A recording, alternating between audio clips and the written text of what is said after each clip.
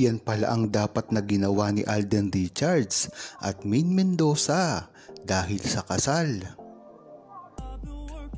Ayon nga sa mga bali-balita na umuugo ngayon at kumakalat sa social media, na tila bakit nagiging tuloy-tuloy na ang nagiging senyales pagdating kay Alden Richards at Maine Mendoza, na alam naman natin na dati pa pinaghihiwalay at pinararatangan na wala umanong ugnayan sa isa't isa.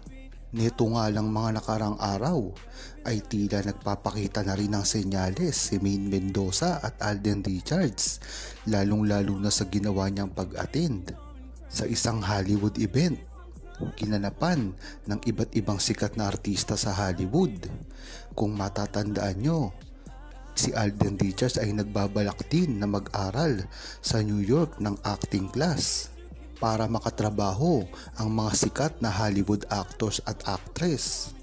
Diyan mo malalaman na talagang ang ugnayan nila ay hindi lamang pinapakita talaga sa publiko, ngunit ang punot dulo nito ay ang naging kasal ni Jose Manalo, na alam natin at napatunayan pagdating kay Maine Mendoza at Alden Richards ay talagang napakagaling magtago. Kaya nga pala dapat ginawa ni Alden Richards at Maine Mendoza ay lumantad na lang, dahil yan naman talaga ang dapat nilang ginawa dati pa. Pagkakataon na nga ang naging kasal ni Jose Manalo para ilantad ni Alden Richards at Maine Mendoza kung ano man ang totoong namamagitan sa kanila. Nang sa gayon ay hindi na nalilito ang sambayanan, lalong-lalo na ang mga bashers nila na hindi naman naiintindihan kung ano talaga ang ikinikilos nila.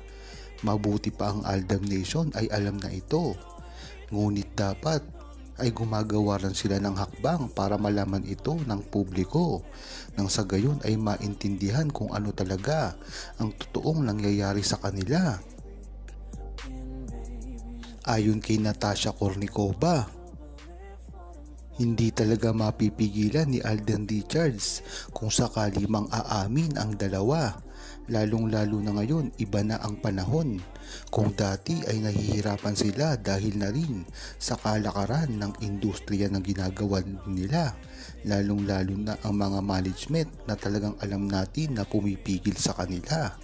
Alam naman kasi natin ang pinagsimulan nito, na ang network ni Alden Richards ay talagang gustong-gustong kuhanin si Maine Mendoza noon, ngunit nakatali si Maine Mendoza sa APT under ni Antonio Tobera kasama sila Marian Rivera at iba't iba pang mga artista.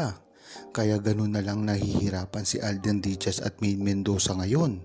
Dahilan na rin ito para dapat ay pagtuunan na nila ang pansin sa gagawin nilang pag-amin sa lalo't madaling panahon. Hindi na rin kasi masaya ang Aldam Nation na araw-araw na lang silang nababash sa publiko. Kung ang Aldam Nation nga ang masusunod ay dapat gawin na nilang pag-amin ito. Dahil bagamat hindi nasasaktan si Maine Mendoza at Alden Richards sa paninira sa kanila, iba naman ang mga damdamin ng buong Aldam Nation na talagang walang ibang gustong gawin kung hindi ipagtanggol lamang si Maine Mendoza at Alden Richards at kanilang tunay na relasyon. Diyan mo talaga malalaman ang loyalty na ginagawa ng Aldam Nation na sa simula pa lamang ay nariyan na. Kung maganda nga ang pinapakita ni Alden Richards at Maine Mendoza at sila pa ay nababash, lalo na kung meron pang umuugong na mga balitang paninira sa kanila na alam natin na igagaslight lang ito ng mga bashers, na talagang masakit naman kung malalaman ito ng buong Aldam Nation na hindi nila ginagawa ang kanilang mga karapatan para labanan ang mga bashers na ito na tumutuligsa at naninira sa kanilang karir. Hindi naman kasi nila basta-basta masisira si Maine Mendoza at Alden Richards kung sila lamang ang pag-uusapan, ngunit nakakasama rin ito pagdating sa kanilang mga karir. Biruin mo, sa mga tagal ng pagbaba sa kanila sa simula pa lamang hanggang ngayon ay tuloy-tuloy. Hindi sila makakibo dito dahil na rin sa takot na kung pansinin pa nila ito ay lalo lamang lalala. Ang hindi naiintindihan ni Maine Mendoza at Alden Richards ay kayang-kaya naman silang ipagtanggol ng Aldab Nation at ito ay subok na dahil dati pa lamang ay nariyan na ang buong Aldab Nation sa kanilang likod. Ayon naman kay Diana Meneses, ang gagawing pag-amin nga ni Maine Mendoza at Alden Richards ay hindi naman makakasama sa kanilang karir, bagkus makakatulong pa ito. Kung nagagawa nga ng mga bashers na pagtambalin si Alden Richards sa ibang mga babae at ganon din kay Maine Mendoza, lalong-lalo pa kaya kung sila ay aamin ng tahasan sa publiko. Isipin mo lang ang dami ng mangbaba sa kanila, lalong-lalo na ang gusto silang mapabagsak. Hindi lang naman kasi sila ang gustong mapabagsak, si Maine Mendoza at Alden Richards, kasama na rin dito ang mga celebrity na kating-kati na at gusto nang mapalitan ang kanilang era. Kahit nga walang karapatan ito para palitan ang trono ni Maine Mendoza at Alden Richards, na hari na at reyna ang turing sa industriya ng TV show, television man o movie, pati nga mga komersyal, ay hindi nila ito mapababagsak ng ganun-ganun na lamang kahit nga anong gawin nilang paninira sa kanila, dahil ang Aldab Nation ang makakalaban nila.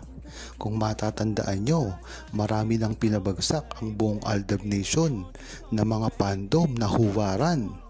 Ang huwaran na nga itong fandom na ito ay hindi talaga totoo na sumusuporta sa kanilang mga iniidolo, at ito ay napatunayan na hanggang ngayon.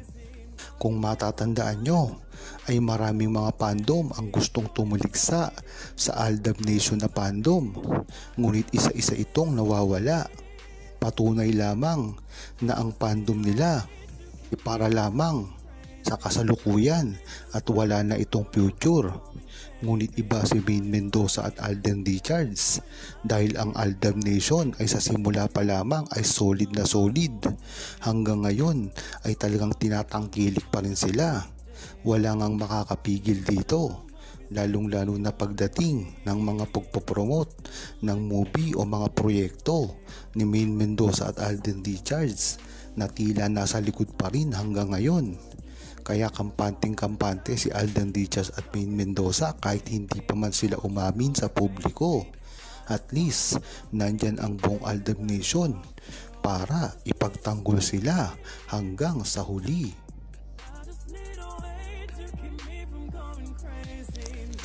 Huwag kalimutang mag-subscribe, comment at i-like ang video na ito. Thanks for watching!